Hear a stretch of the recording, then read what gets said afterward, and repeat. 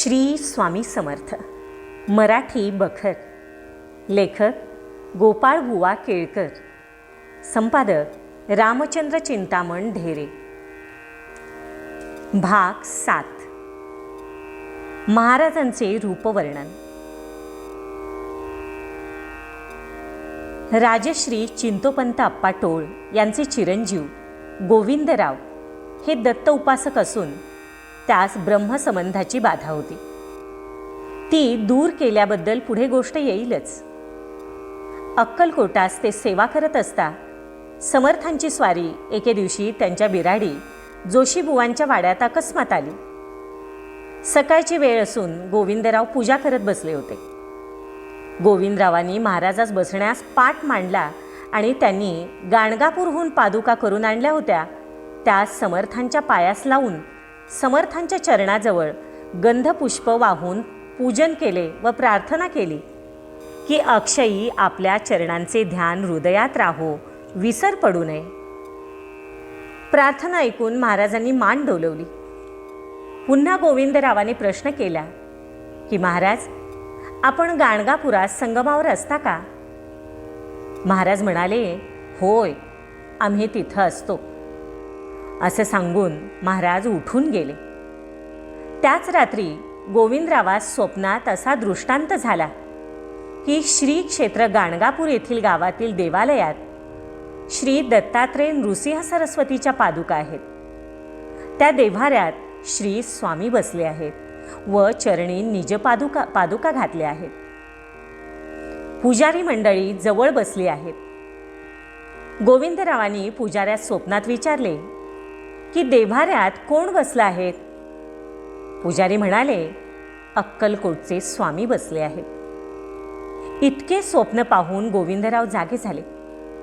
श्री स्वामी दत्तावतार आहेत अशी त्यांची खात्री झाली.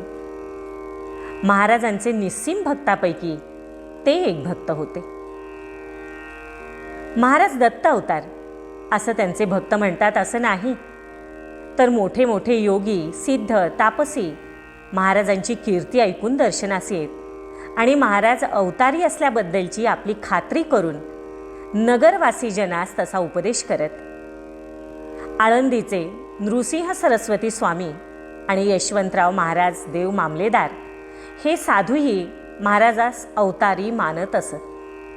फार तर काय, पण मूर्तीपूजा निषेधक, ब्रह्मवेत्ते, वेदोक्त प्रकाशचे करते जे विष्णुबुवा ब्रह्मचारी स्वतः मोठे वक्ते, वेदांती व विद्वान होते.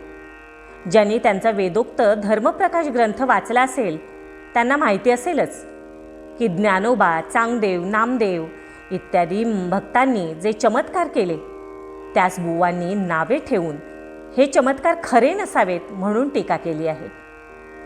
अशा मार्मिक विद्वानांकडून महाराजास अवतारी असा खिताब मिळाला आहे. याहून जास्त पुरावा तो कोणता पाहिजे? श्री स्वामी महाराजाचा जन्म कुठं झाला, ते लहानाचे मोठे कोठे झाले, त्यांची माता पितरे कोण होती, जात कोण, देश कोण, त्यांनी दीक्षा कुठं घेतली, त्यातील एकाही गोष्टीचा पत्ता लागला नाही. त्यांनी संन्यास कुठं आणि केव्हा घेतला त्याचाही पत्ता लागला नाही. ते संन्यासी होते आणि केव्हा केव्हा वेदातील किंवा पुराणातील वाक्य म्हणत. यावरून ते ब्राह्मण असावेत असा अनुमान होत. ते ब्राह्मण क्षुद्र यवनाकडेही भोजन करत.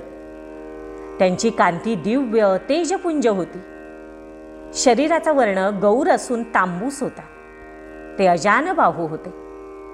त्यांच्या अंगचे तेज इतके प्रखर होते की त्यांच्याकडे एकसारखी दृष्टी लावून कोणाच्यानेही पाहवत नसे. दर्शनास लोक येत ते त्यांच्या पायांवर डोकं ठेवून देवाप्रमाणे दर्शन घेत. एखादा पायावर डोके ठेवू लागला म्हणजे एखाद्या वेळेस मोठा चमत्कार होईल. तो असा की डोकं आणि महाराजांचे पाय यात एका जवा एवढं अंतर राहिलं आणि महाराजांच्या मनात दर्शन देण्याचं नसल्यास एकदम हट्ट असं म्हणत.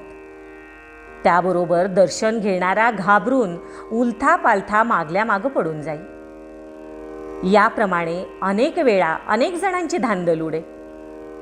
महाराजांचे दर्शन म्हणजे मोठे दिव्य होते. विशेष करून जारिणी स्त्रिया समोर जाण्यास फार भीत असत. केलेल्या पापाची महाराजांपुढे तेव्हाच झाडणी होई.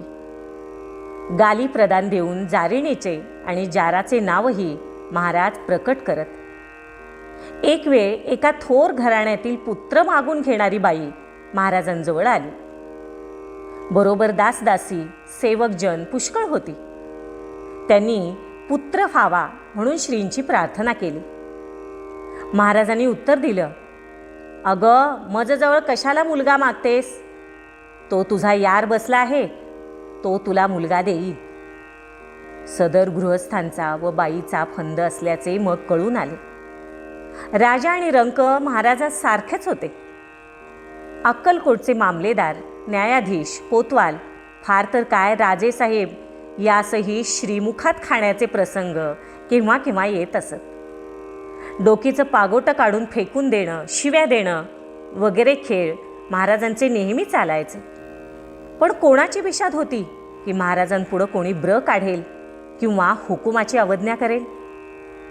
वाचक हो, हे लिहित असता मूळ लेखक म्हणतो, महाराजांच्या रागाची आठवण होऊन मलाही कापरं भरले आणि लेखणी चालत नाहीशी झाली. श्री समर्थांचे चरणी मस्तक ठेवून माफी मागून त्यांच्या आज्ञेने गुणानुवाद वर्णन करत आहे. महाराजास पाहिल्याबरोबर ते देवरूपी आहेत अशी मनाची खात्री होई. दुसरी गोष्ट अशी की महाराज वाटतील तशी अचाट कृत्य करत, परंतु कोणत्याही वेळी त्यांच्या अमृतदृष्टीने अपघात किंवा विपरीत गोष्ट घडून आल्याचे एकही उदाहरण कोणाच्या ऐकण्यात आलेले नाही. श्री स्वामी समर्थ. व्हिडिओ लाईक करा, शेअर करा, सबस्क्राईब करा आणि कमेंट्सही जरूर करा.